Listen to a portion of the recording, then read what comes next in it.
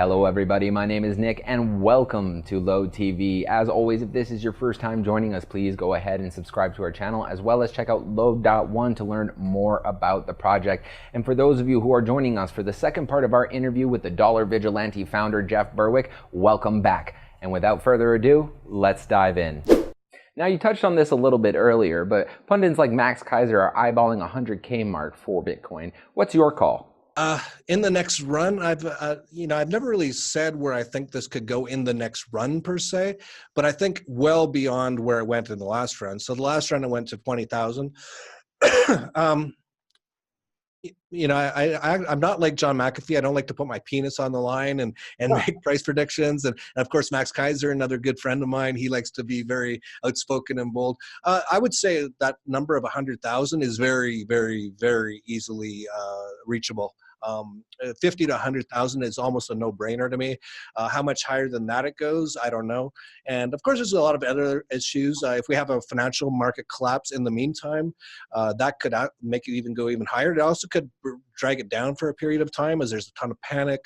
But I think, yeah, we're going to go way higher than the 20,000 in the next run, and 50 to 100,000 I'd say is sort of like the baseline bottom of where I would expect it to go. Now, Jeff, you're also a big fan of precious metals, and people love pitting Bitcoin versus gold. But isn't there space in the world for the both to coexist peacefully? Yeah, absolutely. I'm not one of those people who say it's one or the other. That's what I've said since 2011, is that they both have value. They're both so different, but they both serve the same purpose, and that is to get away from the government central banking fiat currency money system. And they're both free market monies that aren't controlled by anyone. Of course, crypto has a lot of advantage over precious metals. For example, $1 billion worth of gold would fill up basically this room that I'm sitting in right now, and it would weigh so much that you couldn't possibly carry it without some sort of giant machines. Whereas $1 billion in Bitcoin you can store in your own brain, you can transfer it in 10 minutes across the world for just a few dollars. So that's a huge advantage for crypto. But that said, if we have major problems and if the internet goes down, of course, crypto is not going to be worth very much at all. So we look at it as sort of like have both. And if anything, we tell people who are quite conservative to have a bit more precious metals, because precious metals is a sure thing. In the current world today, with the price of gold and silver, there's no way it's going to go down hardly at all, if at all, and it's easily going to double, triple, or quadruple in the next couple of years. So it's a basic no-brainer. There's no risk and nothing but reward. Whereas with crypto, Bitcoin at 8,000, it could go down to 4,000 again in the next couple of weeks. That's totally possible. So when talking to a grandmother who wants to make sure she's got enough food to eat for the next couple of years, I wouldn't say go all into crypto. Whereas if you're a 20-year-old kid and you've got $1,000 and you want to just try to see if you can have a big score, yeah, go for it. Put it all into crypto. But really, I see them both as of having value. Not to mention, as I brought up, we don't know which crypto is going to end up kind of winning in the end. Bitcoin BTC, as we know it today, could go to zero in the next few years, and Bitcoin Cash BCH could end up being the real Bitcoin in the next few years. This is still very much up for grabs, up for demand. So there is a lot of risk and there's a lot of volatility in the cryptos, and you just don't have that in the precious metals. So if you want to sleep at night but still do very well, definitely get some precious metals. But of course, where you store them is also an issue. If you're storing them at a bank, if the bank goes under, it goes bankrupt, they might confiscate it. The government might confiscate it. The US government confiscated gold in 1933.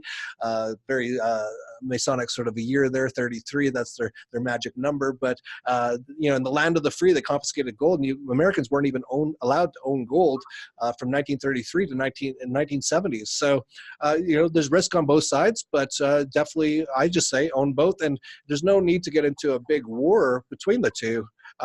They're both on the same team. Really, the only war that we should be getting into is with the governments and the central banks and their crappy fiat currencies that they keep printing up at will at amounts of trillions of dollars per year, basically ending up in hyperinflation. I'm really happy to hear you say that, especially given that Lode's mission is to restore silver to the monetary system.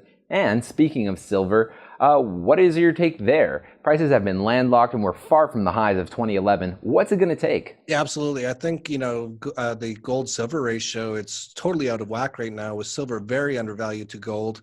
I actually, when I'm buying precious metals right now, I buy more silver than gold. I think silver is going to go up a lot more than gold. It's a way smaller market. You just look at the supply and demand, and it's ridiculous. And in terms of silver, there's really nothing out there. Whereas gold, there's a lot of gold out there and a lot of production and things like that, and not a lot of not a lot of it's used in actual manufacturing and things like that. Whereas silver, a lot of it is. So I see silver. If you're going to have one. And you're aiming for the biggest price gains possible, I would definitely buy silver over gold at this time. All right, one last question for you. Changing gears slightly here, Jeff. You're also a keynote speaker for the upcoming Red Pill Expo in Hartford, Connecticut on June 7th. What's your message going to be for the people? The Red Pill Expo is interesting. It's run by G. Edward Griffin, who I'm a huge fan of, and we've become good friends over the years. He speaks at our conference in Acapulco, which I know you were at a few months ago. And I spoke at his Red Pill Expo a few years ago. And it's an interesting event because it's a lot about just, people waking up to what's really going on in the world. So that's essentially what I'm going to be talking about is how everything that we've been told by the media and the government and the school system and society and our culture, they call it, in general, is almost all lies, whether it's from the financial system, the monetary system, to health. Most people today are very sick and they don't know why. It's because they're doctors. The whole medical system is there to make you sick. People don't realize that.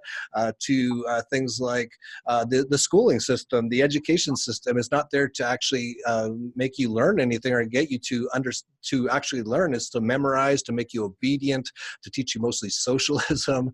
So just talking about how everything that's in the world today is essentially not what they say it is, and what's really going on. All right, that's all we have for today. I look forward to seeing you down at Red Pill, Jeff, and take care. Thank you. That's all we have for part 2 of our interview with Jeff Berwick, the founder of the Dollar Vigilante. Thank you so much for joining us. And as always, if this is your first time joining us, please go ahead and hit that subscribe button, as well as check out Lode.1 to learn more about the project. Now, if you happen to be in Hartford, Connecticut for June 7th and 9th, we'd love to see you down at the Red Pill Expo. And if you'd like to learn more about it, you can check it out at redpillexpo.org. Thanks again, guys, and take care.